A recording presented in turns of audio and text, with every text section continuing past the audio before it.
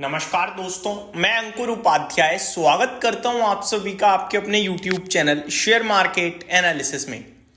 दोस्तों, एक और बड़ी खबर तो नहीं कहूंगा इसे, डेटा भी नहीं कहूंगा इसे, क्या बोलूं मैं इसे। एक इंटरव्यू में हमने जो समीर अरोड़ा जी हैं, उनके इंटरव्यू में हमने सुना कि उन्होंने कहा है कि एफआईआईज ने ऑलमोस्ट जितनी सेलिंग करनी थी कर दी है और इस समय एफआईआईज बड़े चर्चा का विषय बने हुए हैं। एफआईआईज की सेलिंग हो रही है, एफआईआईज बेच रहे हैं, एफआईआईज बेच रहे हैं, ये सब लोग कह रहे हैं। लेकिन बीते 2 ट्रेडिंग सेशन से मेरा व्यू थोड़ा सा चेंज हो गया और मैंने आपसे कहा कि एफआईआईज नहीं बेच रहे। अब एफआईआईज का हाथ तो रुक गया है बिकवाली में, लेकिन बेच रहा है अब रिटेल इन्वेस्टर। अब रिटेल का डेटा नहीं आता है। अब रिटेल कौन है पहले बता दूं, आप और हम जैसे इन्वेस्टर्स को कहा जाता है रिटेल इन्वेस्टर्स, जो छोटी पोर्टफोलियो लेके घूम रहे हैं। फिर आते हैं एचएनआई कैटेगरी के, हाई नेटवर्थ इंडिविजुअल्स जो होते हैं, यानी कि सिंगल एंटिटी में बड़ा पोर्टफोलियो लेके जो बैठे हुए हैं, उन्हें एचएनआई इन्वेस्टर कह देते हैं। जैसे कि आप विजय केडिया साहब को कह सकते हो, आशीष कचोलिया जी को कह सकते हो, या सिंगल जो भी एंटिटी लेके बैठा हुआ है, जो भी सिंगल पर्सन है और बहुत बड़ा पोर्टफोलियो लेके बैठा हुआ है वो।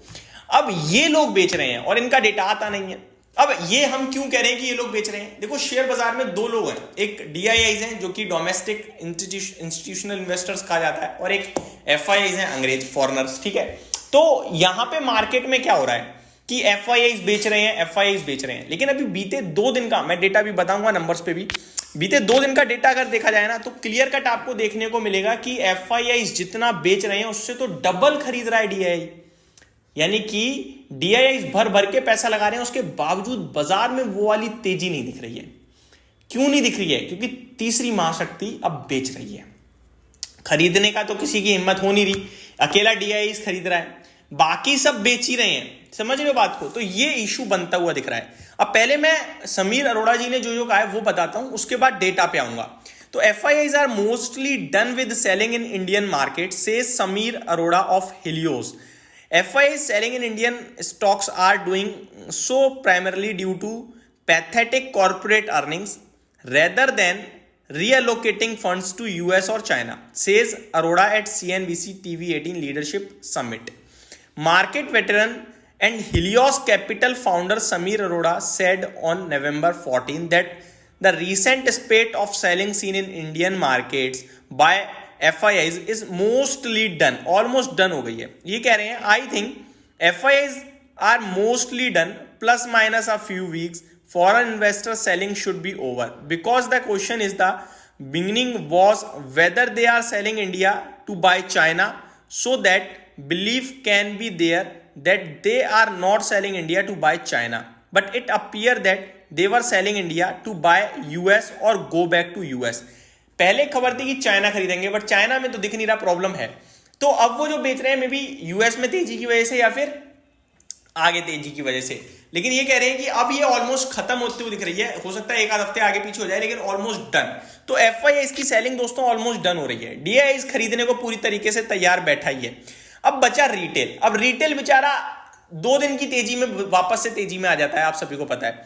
तो थोड़े दिन रिटेल जरूर टेंशन क्रिएट कर रहा है, लेकिन इवेंचुअली रिटेल भी बाइंग में आ गया तो बाजार तेजी में वापस लौटेगा, ये बात याद रखिएगा। तो अब जो यहां पे सेलिंग कर रहे हैं या फिर पेशेंस लूज कर रहे हैं ना, आई थिंक ये सबसे ज्यादा बड़ी गलती कर रहे हैं। आपने, वो कहते हैं ना कि 100 में 1 रुपए से 100 रुपए का नुकसान होना है, तो आपको 80 रुपए का हो गया है। इस बाजार में ऐसा लग रहा है अभी। अब बचे 20 रुपए, उस 20 रुपए के चक्कर में अब वो 80 रुपए का नुकसान बुक कर जाओगे। तो थोड़ा और वेट कर लो, मैं तो यही कहूंगा आपसे। ठीक, अब आता हूं डेटा। ऐसा नहीं है मार्केट गिर नहीं सकता, मार्केट रिटेल अगर बेचेगा ना तो मार्केट को कहां पहुंचा देगा आप और हम सोच भी नहीं सकते। लेकिन अगर डीआईआईज खरीद रहे हैं, एफआईआईज पूरी सेलिंग रोक दें, 2 दिन तेजी आ जाए, तो फिर रिटेल भी थोड़ा सा मोटिवेट हो जाएगा, ऐसा मेरा मानना है। अब सुनिए डेटा।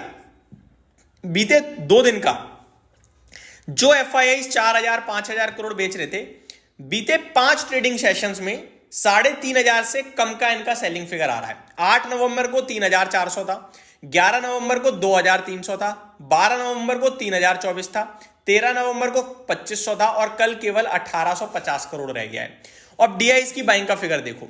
8 नवंबर को 1750 करोड़, 11 नवंबर को 2000 करोड़, 12 नवंबर को 1850 करोड़, लेकिन 13 नवंबर जब बड़ा क्रैश दिखा था हमें, 6145 करोड़ की बाइंग, और 14 नवंबर यानी कल 2484 करोड़ की बाइंग, 81 करोड़ की बाइंग। तो ये क्लियर कट दर्शा रहा है कि डीआईआईज अगर खरीद रहे हैं, एफआईआईज अगर बेच रहे हैं तो डीआईआईज दबा के खरीद रहे हैं। नवंबर महीने में एफआईआईज ने अभी तक 16,560 करोड़ का बेचा है और डीआईआईज ने 26,522 करोड़ का खरीदा है, यानी करीब 10,000 करोड़ ज्यादा खरीद चुके हैं डीआईआईज, लेकिन उसके बावजूद बाजार दिक्कत में है। क्यों? क्योंकि रिटेल और एचएनआई बेच रहा है।